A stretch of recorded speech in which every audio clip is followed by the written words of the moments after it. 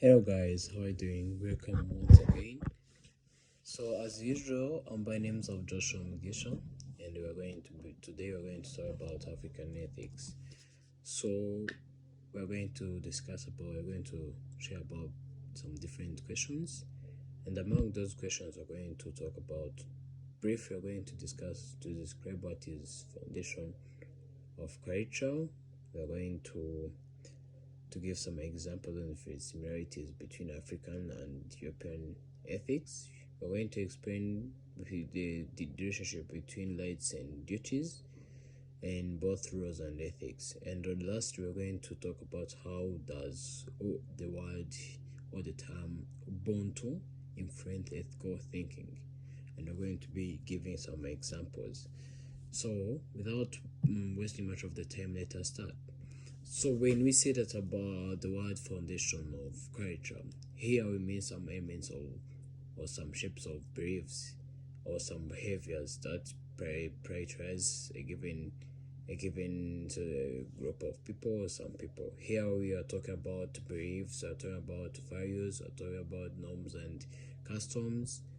We are talking about say symbols and language, so social institutions and articles and materials. So all these are the foundations, the fundamentals foundations of culture. They are the ones which holds culture together. So the all these elements have, as I said them, they depend on each other. So forming a certain culture. Maybe our culture is to wear in Shaburi or maybe Omshanana. So that's our foundation of culture.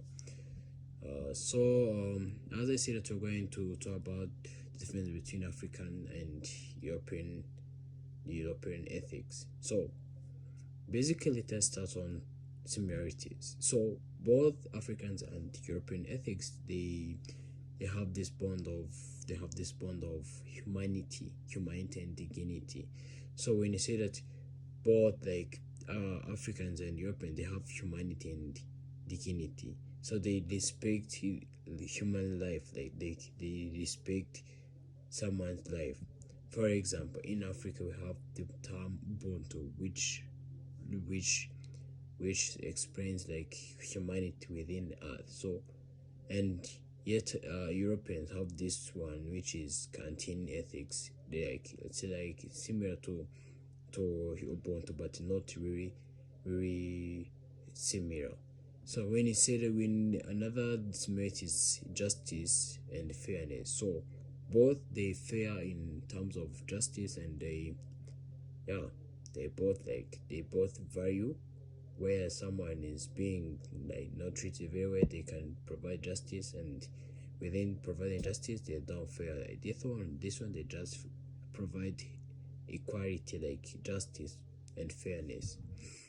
um Moving to the third question. No, before moving, let me talk about the differences between those of community and individualism. So as we know that Africans, for us, most of the time you find that if it comes to communitarianism and individualism, we do respect everyone's boundaries, but we respecting those boundaries. We respect them when we are knowing that they are better. But Europeans, all they care, they can give you freedom, they can give you whatever you want, but they won't provoke you.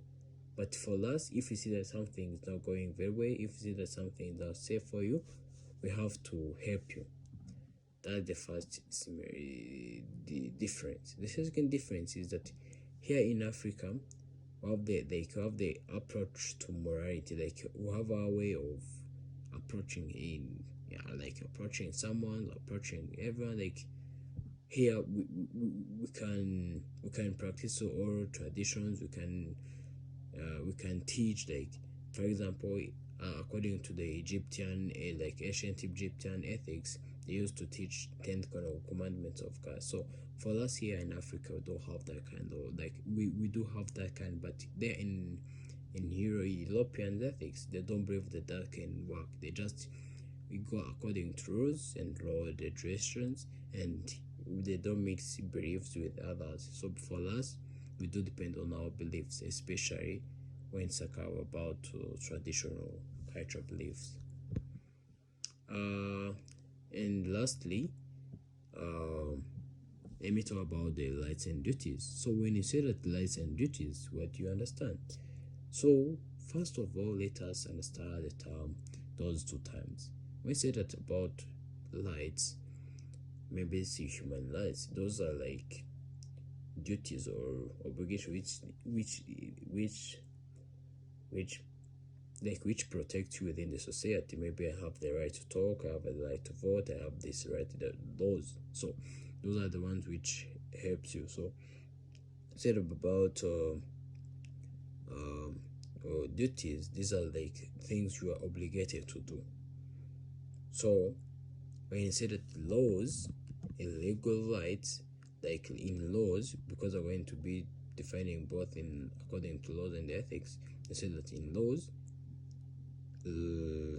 laws like rights are legal, like they are legal in terms of maybe let me give you an example. Include the rights into the freedom, like the freedom to speech, the freedom to fair trial, and the right to private property.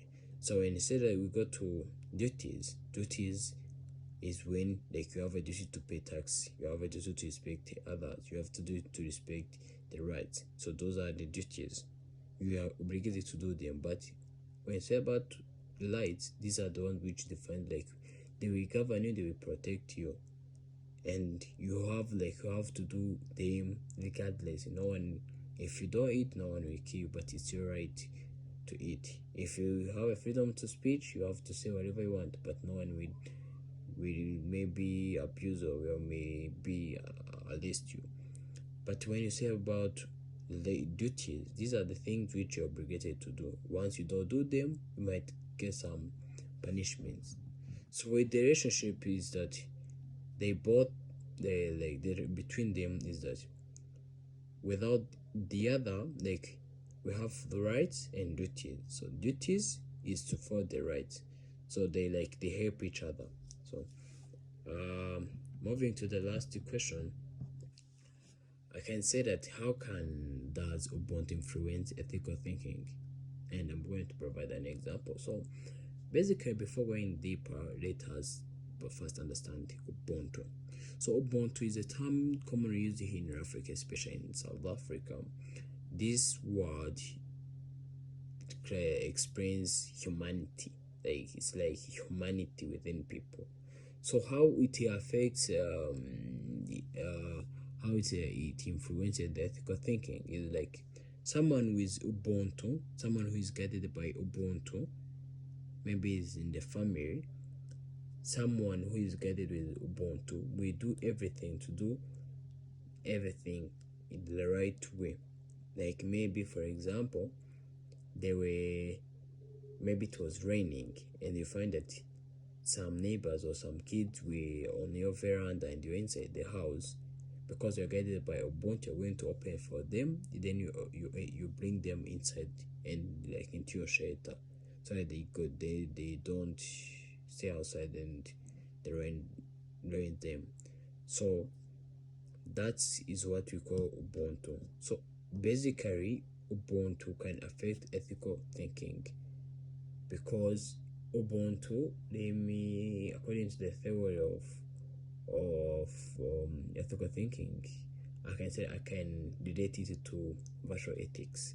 It's like that, but basically not really like ethical ethics, because Ubuntu is like something which grows within you, which is within you. Like you work with it, you show it, you prove it. That is what we call Ubuntu. And yeah, that's what I can say about African ethics. Thank you.